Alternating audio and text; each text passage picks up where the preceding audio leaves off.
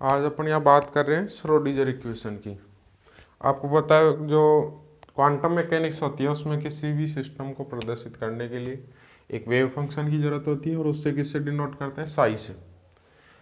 अब आपको मैं यहाँ श्रोडिंगर इक्वेशन की बात करते हैं तो सबसे पहले अगर मैं बात करूँ कि एक फ्री पार्टिकल है, फ्री पार्टिकल, तो फ्री पार्टिकल के केस में उसकी जो एनर्जी होगी ई, उसको मैं क्या लिख सकता हूँ, p²/2m, ये लिखेंगे।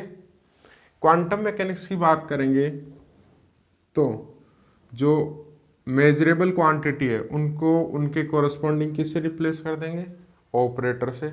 मैंने बताया था क्वांटम मैकेनिक्स में ऑपरेटर को जो डिनोट करने का तरीका होता है वो क्या होता है, उसके ऊपर कैप लगा दो, ठीक है।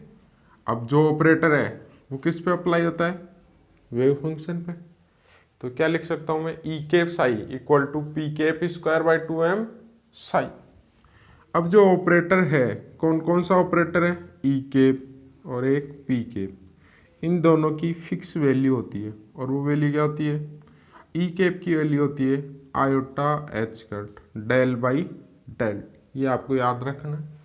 और जो पी कैप है उसकी वैल्यू क्या होती है, minus iota H cut del, ये 3D में होती है। और अगर 1D में बात करोगे तो ये किस में कन्वर्ट हो जाएगा, minus iota H cut del by del x. अगर ये दोनों वैल्यू में इसमें पुट कर दो इस इक्वेशन में तो क्या वैल्यू आएगी, iota H cut del psi by del T equal to, देखो इसका स्क्वायर करना है, मैं 1D की बात करूँ तो इसका स्क्वायर माइनस का स्क्वायर +1, आयोटा इसका स्क्वायर माइनस फिर से, तो माइनस इसका square H cut square divide by 2m, और फिर इसका स्क्वायर करेंगे तो क्या होगा, del square upon del x square और साथ में साइन। इसको क्या बोलते हैं, फ्री पार्टिकल के लिए क्या बोलते हैं, फ्री पार्टिकल के लिए कौन सी इक्वेशन है, 1D में श्रोडिंगर इक्वेशन।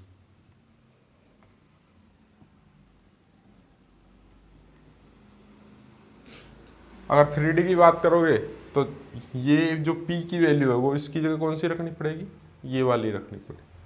तो क्या आएगी, minus H cut square by 2m del square psi, Laplacian operator. यहाँ तक कोई डाउट, ठीक है।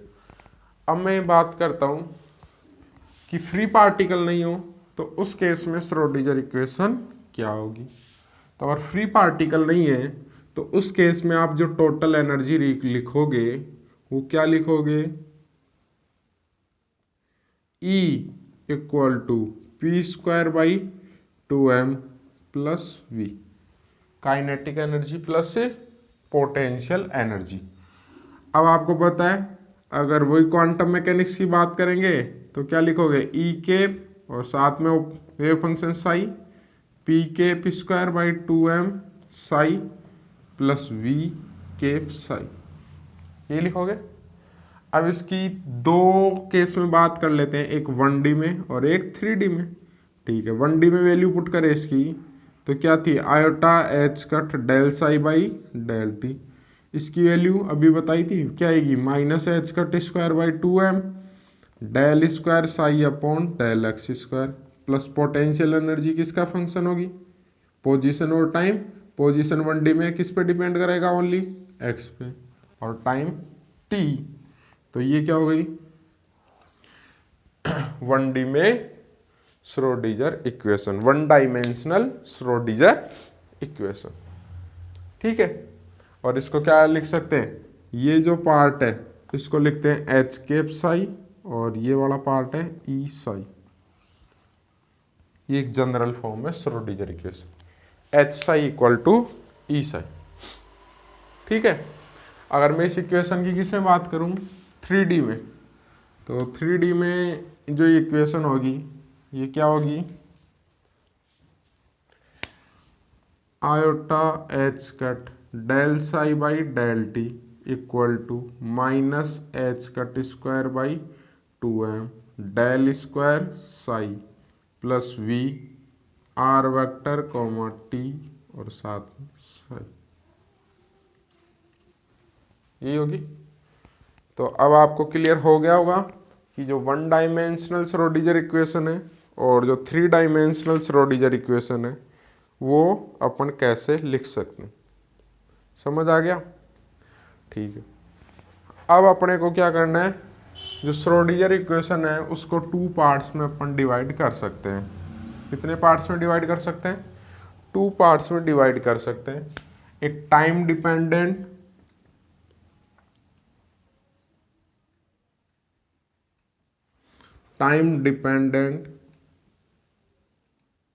Schrodinger equation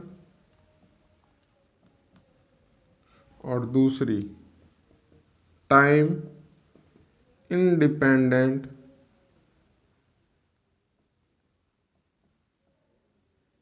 Schrodinger equation.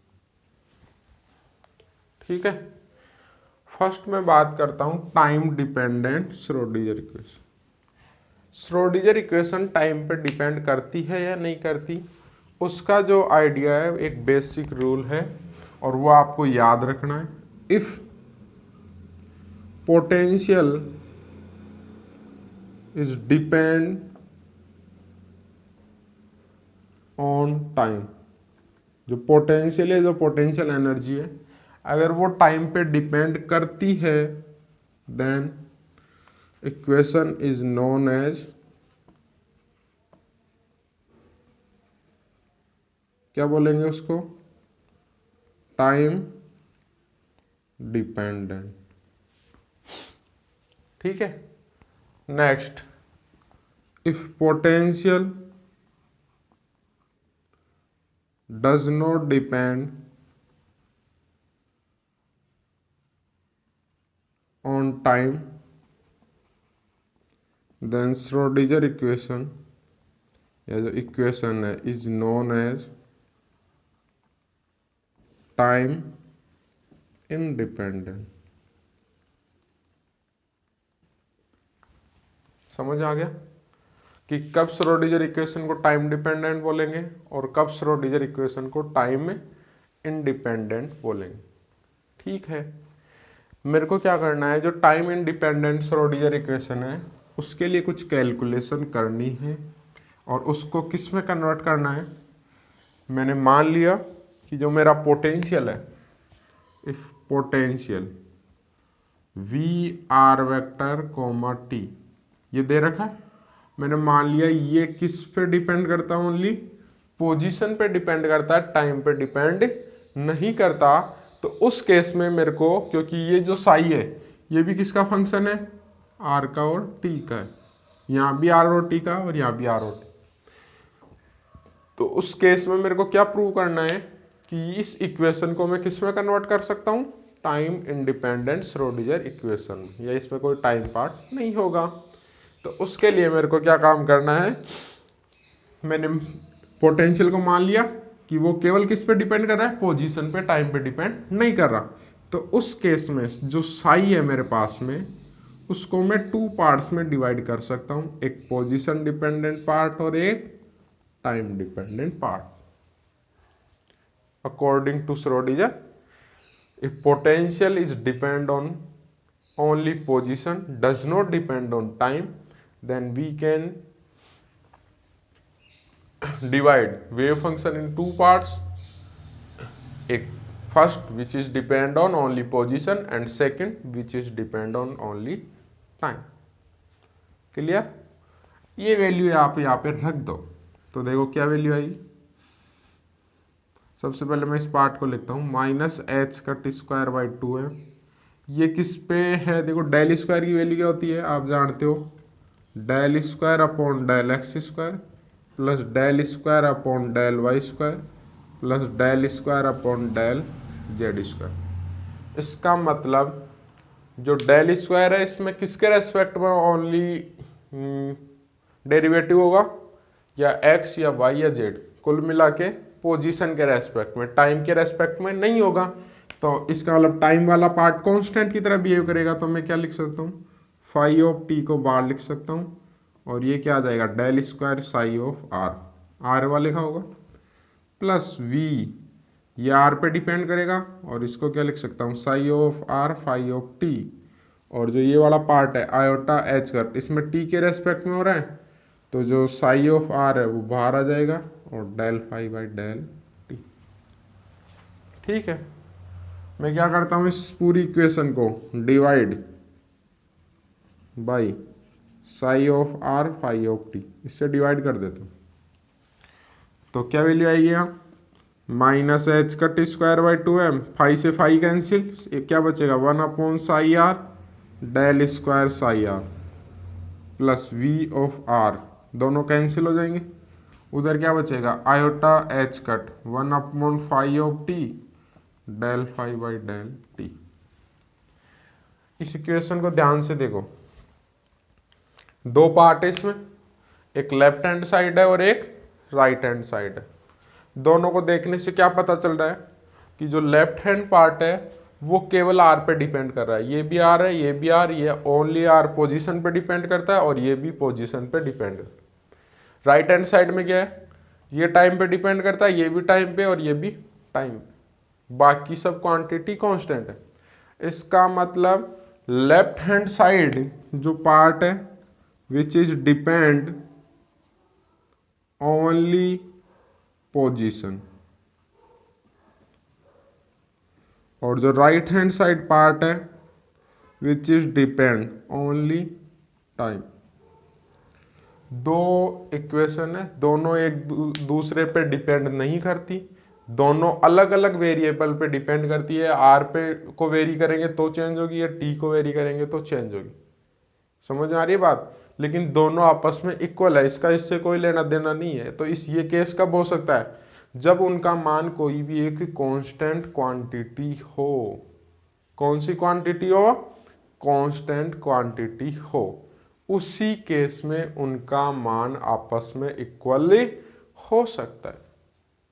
बात समझ आई गई क्या, क्यों होगा, ये वेरिएबल है, ये भी वेरिएबल, लेकिन ये आर पे डिपेंड करता है, ये टी पे, तो ये इस पे डिपेंड नहीं करता और ना ये इस पे डिपेंड करता है। इसका मतलब ये दोनों आपस में इक्वल कब होंगे, जब इसका मान भी एक कांस्टेंट क्वांटिटी और इसका मान भी कांस्टेंट क्वांटिटी, और दोनों आपस में इक्वल है।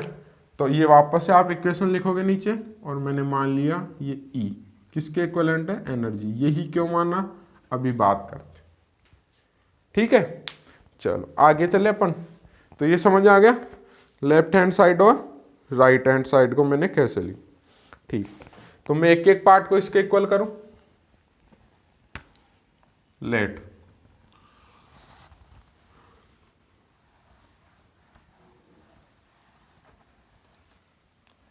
देखो, मैं सबसे पहले इस पार्ट को इसके इक्विवेलेंट करता हूं। कौन सा पार्ट ले रहा हूं, लेफ्ट हैंड साइड। क्या वैल्यू आएगी, minus H cut square by 2m 1 psi of r del square psi plus we of r equal to E. यही है, ये साई से मल्टीप्लाई कर दो, क्या वैल्यू आएगी, minus H cut square by 2m del square psi of r plus we of r psi of r equal to E psi of are.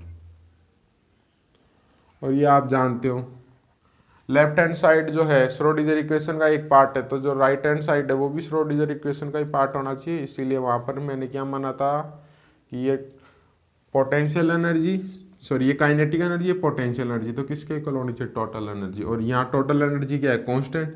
तो देखो ये क्वांटिटी पहले से कांस्टेंट, ये आर पे डिपेंड कर रही है, ये आर पे, ये आर पे, ये भी आर पे, ये भी आर पे या पोजीशन।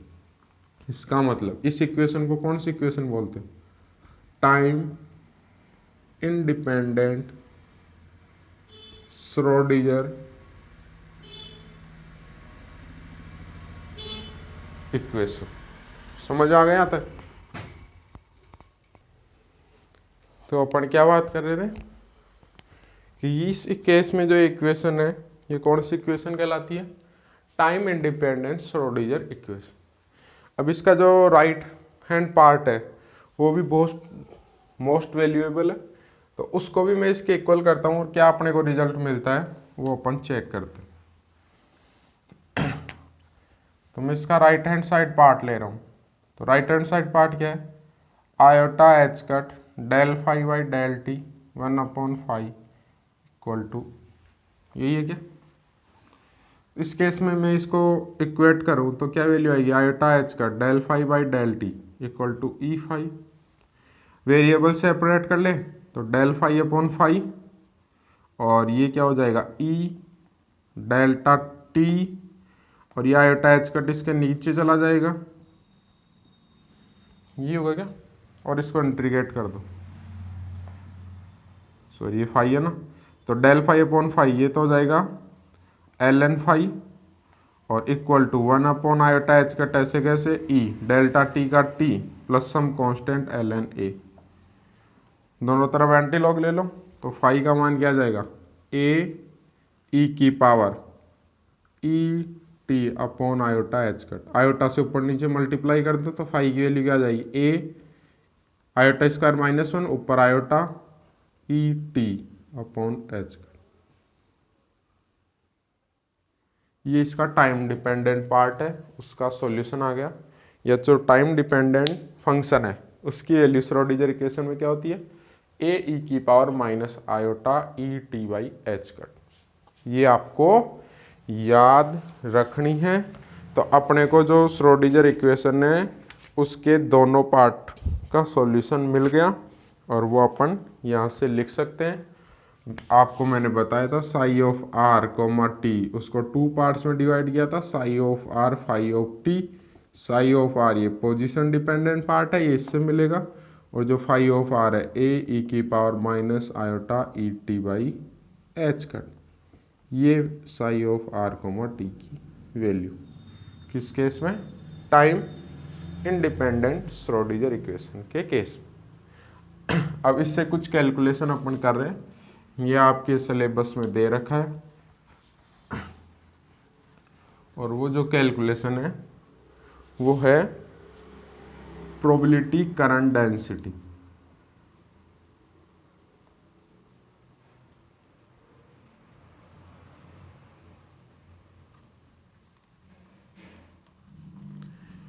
अपने को श्रोडिंगर इक्वेशन दे रखी है, तो श्रोडिंगर इक्वेशन दे रखी है तो उसके लिए अपने को एक तो क्या कैलकुलेट करना है कि कोई भी सिस्टम है उसके पाए जाने की प्रोबेबिलिटी होगी या नहीं होगी, अगर होगी तो कितनी होगी, उसको बोलते हैं किसी पर्टिकुलर एरिया में प्रोबेबिलिटी को बोलते हैं प्रोबेबिलिटी डेंसिटी। क्या बोलते हैं, प्रोबेबिलिटी डेंसिटी। और कंटिन्यूटी इक्वेशन के अनुसार उसके लिए अपन करंट डेंसिटी भी कैलकुलेट कर सकते हैं। तो उसका एक तरीका है, आपको श्रोडिंगर इक्वेशन पता है, श्रोडिंगर इक्वेशन से श्रोडिंगर इक्वेशन होती है iota H cut del psi by del T equal to minus H cut square by 2m del square psi plus v psi. पढ़ रखा है सबने, सबने पढ़ रखा है, ठीक है। इस इक्वेशन का कॉम्प्लेक्स कॉन्जुगेट ले लो, टेकिंग कॉम्प्लेक्स कॉन्जुगेट।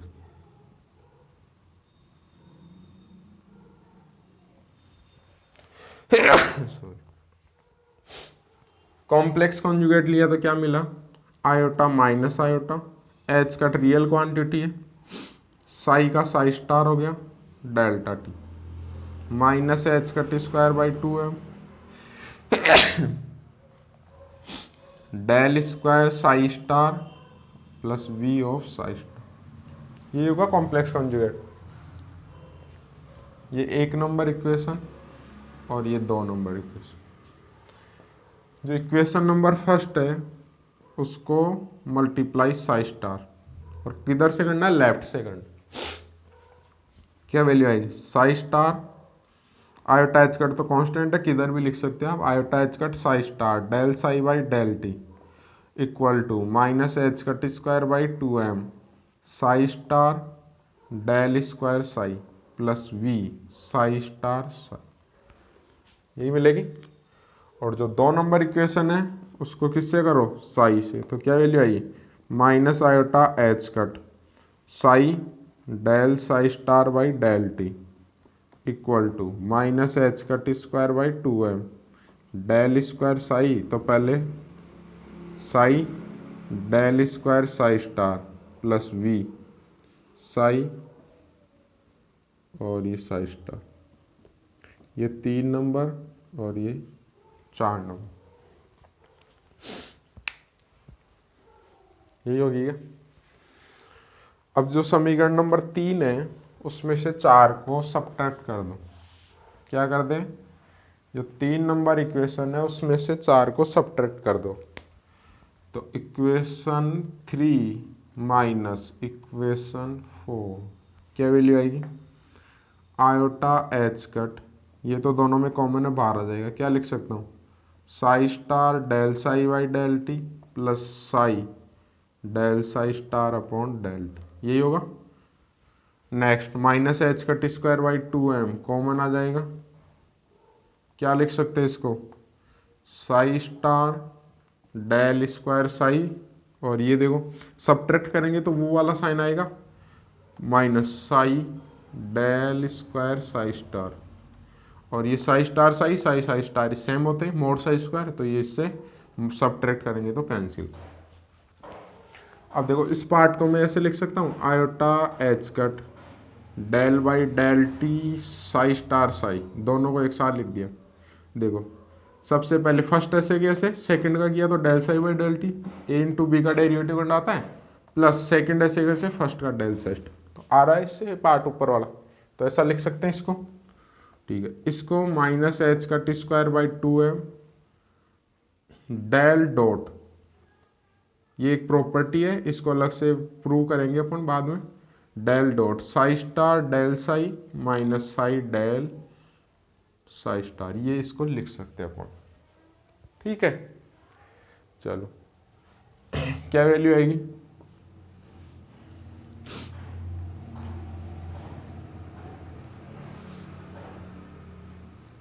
इस आयोटा एच कट को उधर ले जाओ तो डेल बाई डेल टी, ये तो हो गया psi star Sai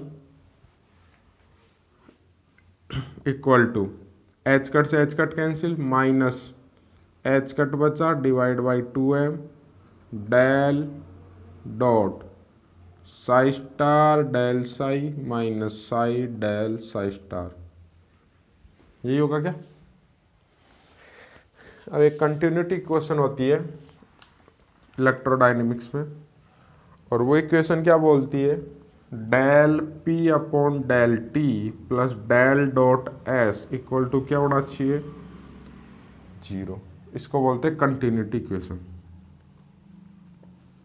continuity equation. इससे इसको इक्वेट करें तो मैं थोड़ा सिंप्लीफाई कर लूँ इसको, तो del by del t psi star psi, ये तो फर्स्ट टर्म, इसको इधर ले आओ, देखो ये आयोटा भूल गए अपन, यहाँ आयोटा भी आएगा, plus h cut upon 2m iota del dot psi star del psi minus psi del psi star, यही होगी, और इक्वल जी। इससे इसको कंपेयर करो तो P को बोलते हैं प्रोबेबिलिटी डेंसिटी, क्या बोलते हैं, प्रोबेबिलिटी डेंसिटी। तो P की वैल्यू कितनी हो गई, साई स्टार साई, और इसको मैं क्या लिख सकता हूँ, साई स्टार साई को मोड साई स्क्वायर, क्या लिख सकता हूँ, मोड साई स्क्वायर, और जो S है इसको क्या बोलते हैं, प्रोबेबिलिटी करंट डेंसिटी।